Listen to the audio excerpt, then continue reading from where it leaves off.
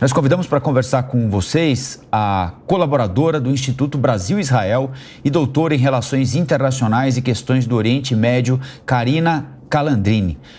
Bom dia para a senhora. Bom dia, obrigada pelo convite. Karina, nós vamos completar 6 meses.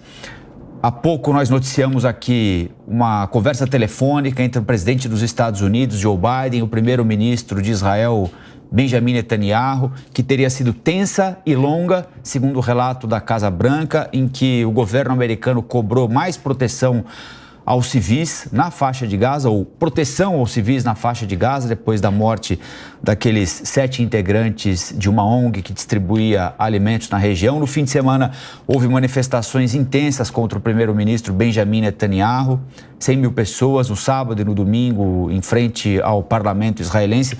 Qual é o cenário que a senhora vislumbra para o curto prazo? Alguma possibilidade de que algo aconteça no sentido de preservação de vidas, tanto dos reféns israelenses que são mantidos, sequestrados pelos terroristas do Hamas, quanto de inocentes que vivem na faixa de Gaza? Obrigada pela pergunta. O que eu posso analisar nesse sentido do curto prazo é que pouco provável que haja uma mudança no comportamento do governo israelense e do grupo terrorista Hamas. Isso porque foi aprovado recentemente uma resolução no Conselho de Segurança da ONU clamando e exigindo um cessar-fogo, incluindo, o retorno dos reféns que estão na faixa de Gaza a Israel. E nesse sentido, os dois lados, tanto o Hamas quanto Israel, negaram esse cessar-fogo. Isso tem tensionado ainda mais a situação e colocado principalmente o governo israelense, que novamente é um governo de um Estado soberano, diferente do grupo Hamas, que é um grupo terrorista, numa pressão muito grande. Então, o governo israelense tem sofrido uma pressão interna dos cidadãos de Israel que estão se manifestando, estão cada vez mais insatisfeitos com a atuação do governo na guerra e uma pressão internacional muito grande. Até os Estados Unidos, que são os maiores aliados de Israel no cenário internacional, têm sido cada vez mais críticos à postura de Israel na guerra. Além disso, outros aliados, como países europeus, também se mostraram bastante críticos. Então, isso vai isolando Israel no cenário internacional e a pressão só aumenta. O problema em toda essa equação que faz com que o cessar-fogo não pareça tão próximo é a situação política israelense. O primeiro-ministro Benjamin Netanyahu, ele busca permanecer no poder enquanto primeiro-ministro. E é sabido que, a partir do momento que a guerra entrar numa situação de cessar-fogo, mesmo que seja temporária, isso pode levar a uma queda do governo. Então, ele pode sair do cargo, visto que a popularidade dele está muito em baixa e os próprios cidadãos israelenses já estão pedindo novas eleições. Nesse sentido, para a preservação da sua situação favorável enquanto primeiro-ministro, ele busca um prolongamento da guerra. Ele busca, então, manter essa situação, porque enquanto a guerra acontece, é pouco provável que o governo se dissolva. Outros membros da coalizão também têm essa intenção de permanecer no conflito, no sentido de manter a sua posição dentro do governo.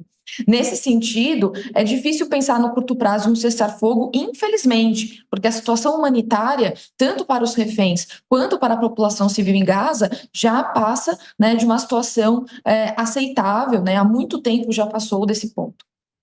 Karina, você descreveu muito bem, na minha opinião, essa evolução da popularidade de Benjamin Netanyahu desde o 7 de outubro, como lembrou o Colombo, até agora.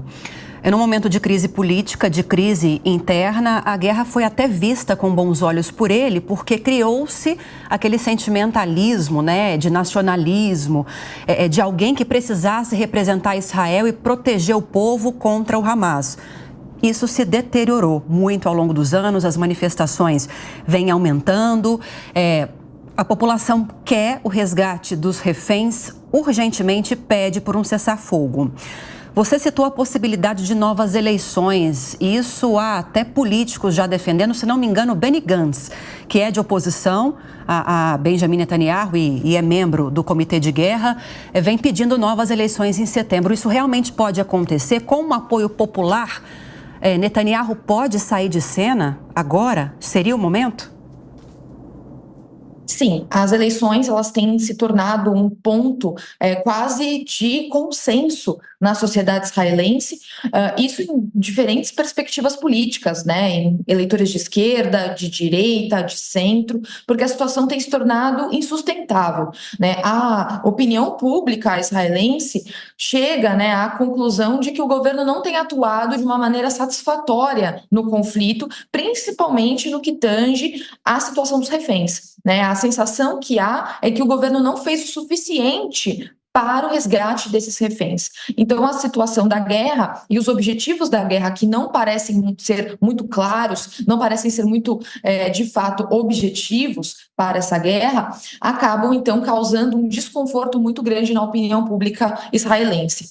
Nesse sentido, a oposição tem trabalhado a oposição no parlamento tem trabalhado para novas eleições e até mesmo, né, o líder do partido, o Benny Gantz, que é um líder, era antes da oposição e agora está no gabinete de guerra por conta da situação, né, calamitosa, também tem se colocado a favor das eleições e é a principal figura para ocupar o posto de primeiro-ministro com a queda do atual governo. Então, é possível sim, a pressão tem aumentado muito, ainda há uma divergência em parte da população israelense se essas eleições deveriam acontecer agora ou esperar o fim da guerra, mas a situação é que já tem se mostrado que enquanto esse governo estiver no poder, a guerra não vai acabar. Então, é necessário trocar o governo, inclusive os Estados Unidos têm pressionado a isso, já é discutido entre as lideranças ocidentais que são aliadas de Israel, que esse governo não é mais capacitado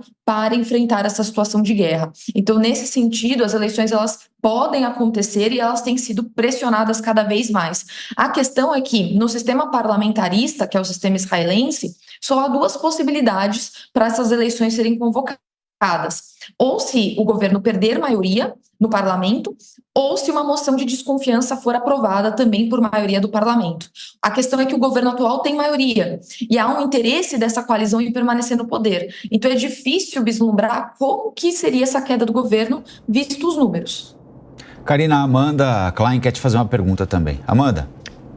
Bom dia, Karina. Prazer em falar com você. Karina, além dessa pressão interna, aumentou muito a pressão internacional, notadamente do principal aliado de Israel, que são os Estados Unidos. Ontem houve uma conversa descrita como muito dura do presidente Joe Biden com o primeiro-ministro Benjamin Netanyahu por telefone e parece ser o posicionamento mais duro dos Estados Unidos desde o começo da guerra. Há uma nota da Casa Branca em que ele diz aqui que Israel precisa se preocupar com o prejuízo às vidas humanas, ao sofrimento humanitário e também à segurança dos auxiliares, né, enfim, de ajuda, né, como o que aconteceu com essa ONG aí que foi alvejada aí por um bombardeio israelense.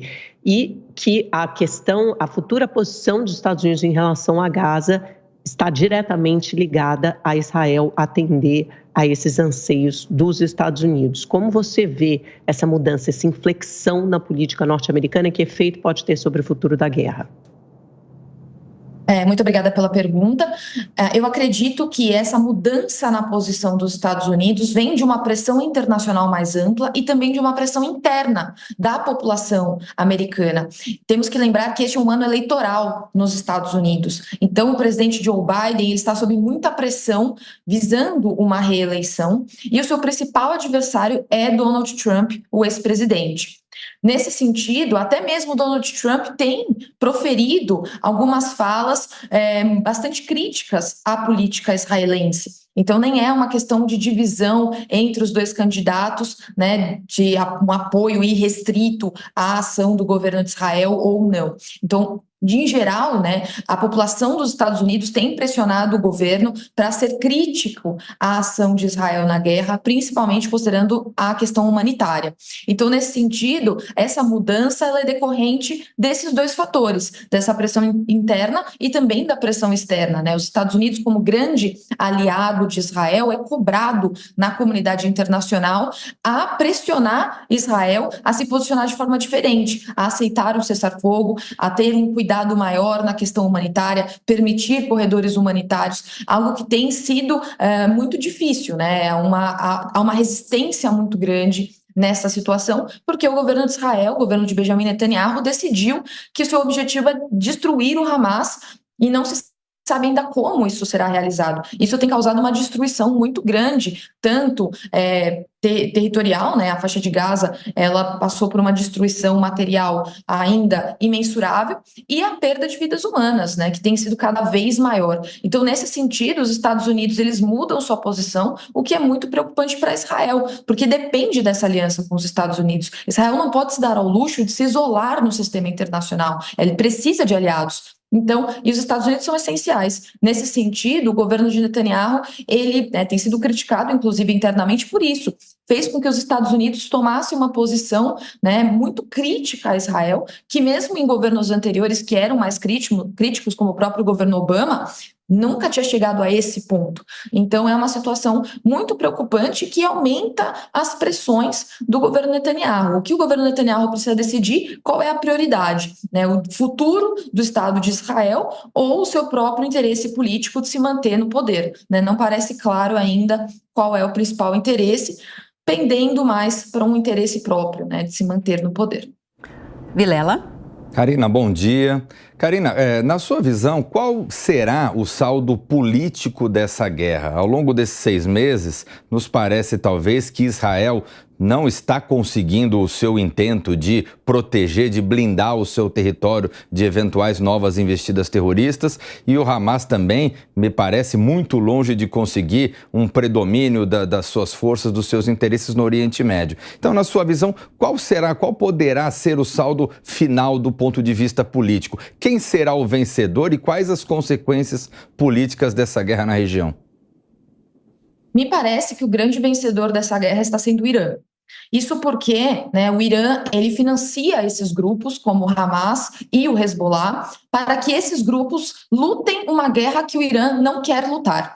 Então, para o Irã é muito vantajoso, porque ele financia esses grupos enfrentam o inimigo, que é Israel, e o Irã se abstém dessa guerra mais direta. Então, não são os soldados iranianos que estão indo para o fronte de batalha, são, né, os terroristas do Hamas ou do Hezbollah. Nesse sentido, o Irã tem se mostrado uma grande potência no Oriente Médio, um inimigo implacável de Israel, e que agora pode aumentar as tensões, visto o último ataque de Israel, que não foi declarado por Israel, mas algumas fontes indicaram que teria sido orquestrado por Israel, o ataque à embaixada iraniana na Síria, e que o Irã já pontuou que pretende agir em relação a isso, se vingar, inclusive, né, o termo utilizado. Então, nesse sentido, a guerra ela saiu do foco somente da faixa de Gaza, né, e de Israel e Hamas. Ela atingiu um âmbito regional muito importante e um âmbito internacional, né, com a atuação dos Estados Unidos, da Rússia e até mesmo posicionamentos da China, por exemplo, no Conselho de Segurança e outros órgãos internacionais. Então, é uma guerra de proporções regionais e globais muito importante.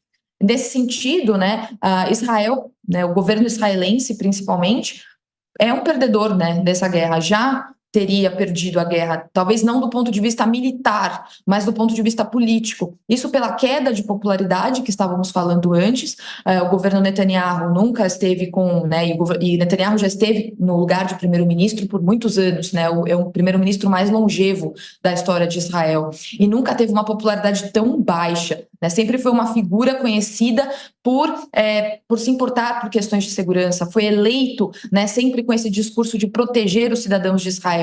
E não só não conseguiu evitar o ataque de 7 de outubro, como também tem perpetuado essa guerra, né? Então, mortes de soldados jovens têm acontecido cada vez mais, os reféns que ainda estão na faixa de Gaza. Então, isso tem prejudicado muito o cenário. Então, no sentido político, o governo de Israel é o principal perdedor. Não sabemos o que será no futuro da carreira política de Netanyahu, se ele vai conseguir se manter na carreira política ou não conseguirá deixar um legado positivo para a sua trajetória. Conversamos com a doutora em Relações Internacionais, questões do Oriente Médio, Karina Calandrin. Muito obrigado pela entrevista e boa sexta-feira. Muito obrigada, boa sexta-feira.